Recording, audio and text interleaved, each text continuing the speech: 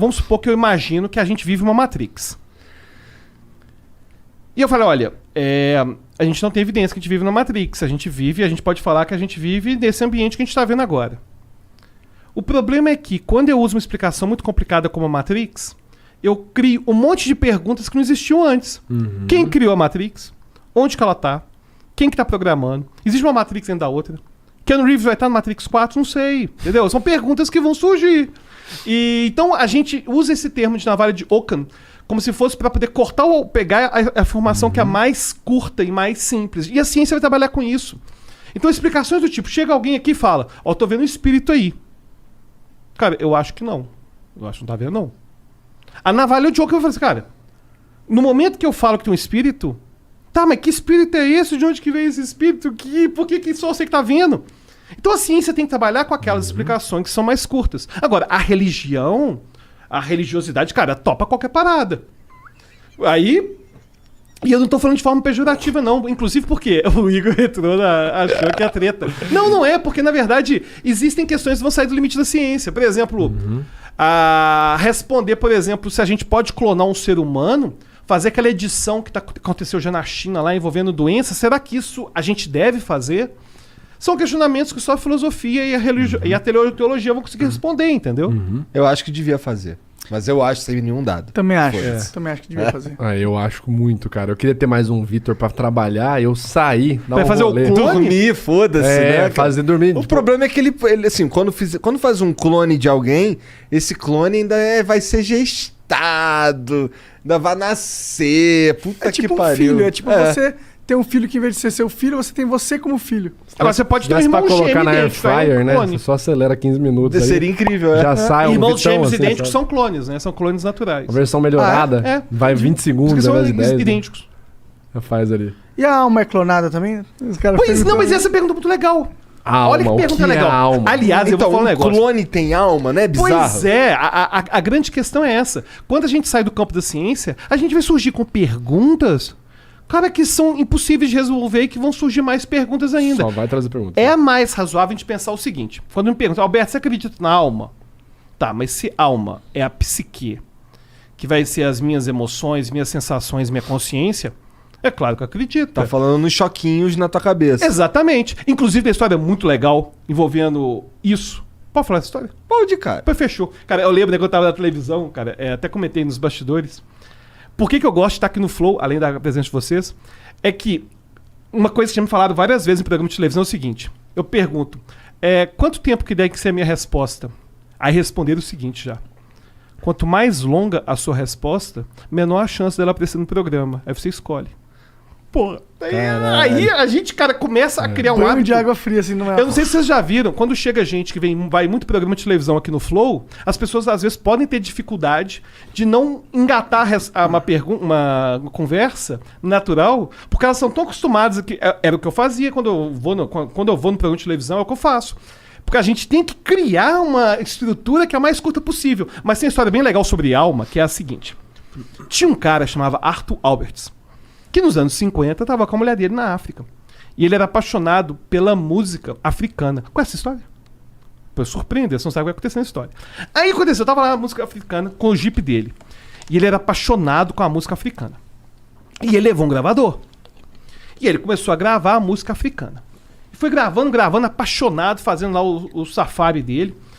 E aí teve um show de música africana que ele ficou encantado. Falei, caramba, isso é legal demais. E aí ele gravou tudo e ele chamou os cantores. Chamou o cantor, vem cá pra você ver como que ficou a gravação. Anos 50, na África.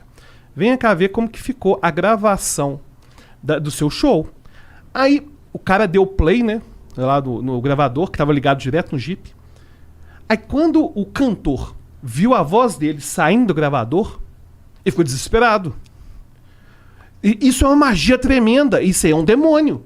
Roubaram a minha voz, ela tá dentro do gravador. Roubaram a minha língua. Vou te matar. E começaram a querer matar o Arthur Alberts. Caralho. E pegaram uma faca e iam matar ele. Aí ele arranjou um espelho correndo. Não, sua língua tá aí. Nossa. Ela some, eu falo que ela some. Como que a voz poderia, né, tá materializada? Pois é. E se a gente tivesse um aparelho altamente especializado? capaz de pegar as alterações que a minha voz faz no ar e me disse isso. E a gente desse o nome disso de microfone. Aí eu poderia pegar a minha voz, que parece que é totalmente etérea, e colocar em algo concreto. Aí você me pergunta, e a consciência? A consciência está no cérebro. Aliás, está no corpo todo, depois a gente até pode falar sobre isso. Está no corpo. Não, mas só no corpo? É uma magia tremenda, né? No final das contas, quando as pessoas não acreditam, muitas vezes, que é possível a gente ter toda a nossa consciência no cérebro, sinto que às vezes as pessoas estão como aquele africano, sabe? Que por não entender como que o cérebro funciona, como a história de Phineas Gage, a história de Phineas Gage é boa zona também, que tem a ver com isso, que os nossos comportamentos, cara, se você pegar seu corpo... Pô, tu não vai contar a porra da história? Vou contar, cara, peraí. Tá. Aqui não, eu posso falar infinito, né? Pode. Demorou. Muito bom. Se você pegar, por exemplo, cara, se você for lá fazer sua barba e cortar levemente o seu dedo, cara, ou sua cara, passou um dia, não deu nada. Mas a gente faz esse mesmo dano no seu cérebro, você nunca mais vai ser o mesmo. Como o Phineas Gage. O que aconteceu com o Phineas Gage, cara? E é uma das histórias mais legais da neuropsicologia. O cara tava lá trabalhando. Malaco tava lá trabalhando. Pá, mexendo numa trilha. Trabalhava com explosão de linha férrea. Explosão de linhas férreas. Quer contar a história? Não, manda brasa. Você tá contando muito bem. Sem brincadeira. Então, beleza, tá gostando? Tô parecendo que eu tô numa aula de psicologia, eu tô aqui. É, porque eu dava aula disso, né? Tá muito Mas, bom. enfim. Tá muito bom. Às vezes a audiência quer saber sobre neuropsicologia, mas vamos lá. Aí ele tava trabalhando a linha férrea. E aí eles estavam implodindo a linha férrea. Aí, cara, uma barra de ferro atravessou o crânio do Phineas Gage de fora a fora. Pá! Saiu. Caralho. E o mais louco não é isso, não. O mais louco é que ele caiu no chão e levantou como se nada tivesse acontecido. Um rombo assim, né, cara? Um rombo. Tem foto dele, inclusive dele na internet. Eu quero ver. Phineas Gage, com PH. Phineas Gage. G-A-G-E. E aí, cara, ele... É uma coisa mais absurda, um dos casos mais absurdos da neuropsicologia. E ele não teve tantos problemas. Esse é o Phineas Gage. Aí, ó, tá vendo? Ele teve o crânio atravessado. E quando você olha o crânio, ele mostra onde que atravessou a lâmina. Atravessou de fora a fora. E ele ficou bem... Ele ficou bem de saúde. Só que Phineas Gage nunca mais foi o mesmo. Ele, que era um cara pacífico, ficou extremamente agressivo, começou a atacar sexualmente as mulheres, começou a urinar em público. Porque a barra passou justamente no córtex pré-frontal, que é a região nossa que tem a ver com o nosso pensamento mais complexo e com o autocontrole. Tem a ver com o controle da impulsividade, controle da agressividade, que é aquilo que o álcool, que é uma droga tão perigosa, a gente tá até brincando com álcool aqui, e é claro que beber álcool sem ter abuso, depois a gente pode falar de abuso para falar de maconha de uma forma mais séria, mas o ponto é o seguinte, o álcool, a pessoa fica violenta porque o álcool faz no cérebro aquilo que... Não desse jeito, né? Mas aquilo que a barra do Phineas Gage fez. E o ponto é o seguinte, quando o nosso cérebro sofre danos, a nossa personalidade muda por completo. A gente nunca mais é o mesmo, entendeu? É uma deformidade orgânica. Ele perdeu... A mulher dele se afastou dele, junto com a filha, porque um dia o cara tava com comportamento suspeito pra cima da filha. E aí você fala assim, pô, fácil, simples. Deformidade orgânica não, uma deformidade aqui causada por um evento.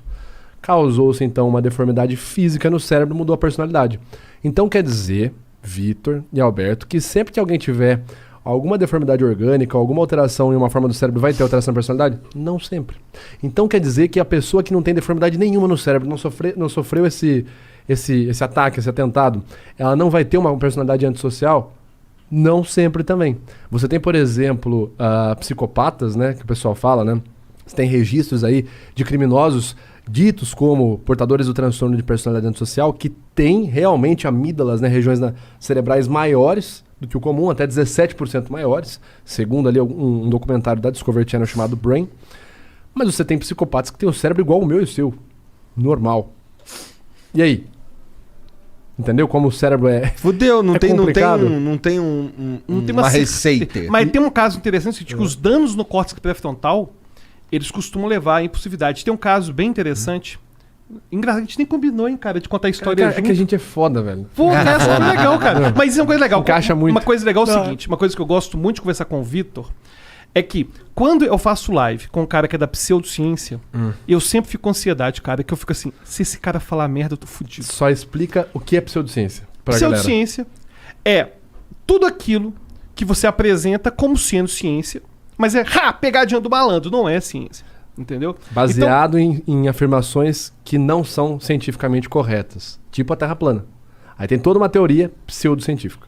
Porque é diferente da fé. Por exemplo, quando veio o Rodrigo Silva, inclusive veio cá.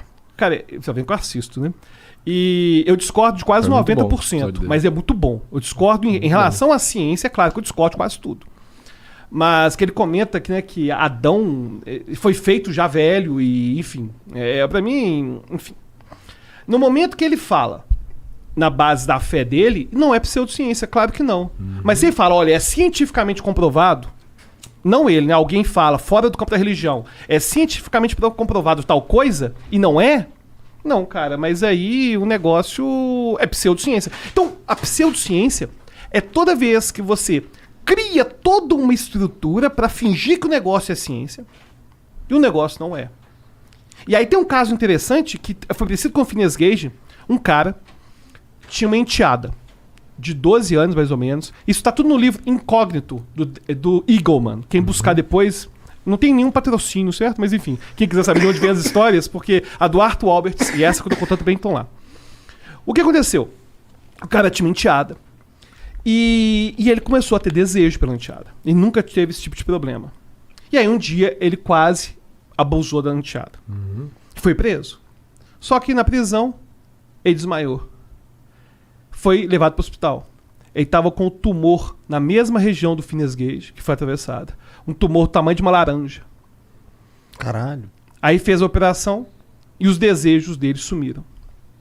Cara, e aí depois, tumor do tamanho de uma laranja, tipo, todo o Imagina. córtex pré-frontal, né? destruído. E o pior foi o seguinte, é que Não tinha nada. depois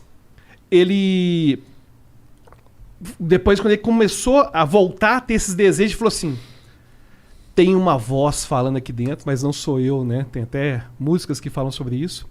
E ele depois começou a sentir que o desejo estava começando, só que ele falou, peraí, deve ser o tumor. Tá voltando. Voltou e o tumor realmente estava voltando. Agora, o fato é que aquilo que o Vitor falou, por mais que a gente tenha várias evidências, pode surgir um cara que aleatoriamente não aconteceu nada disso, entendeu?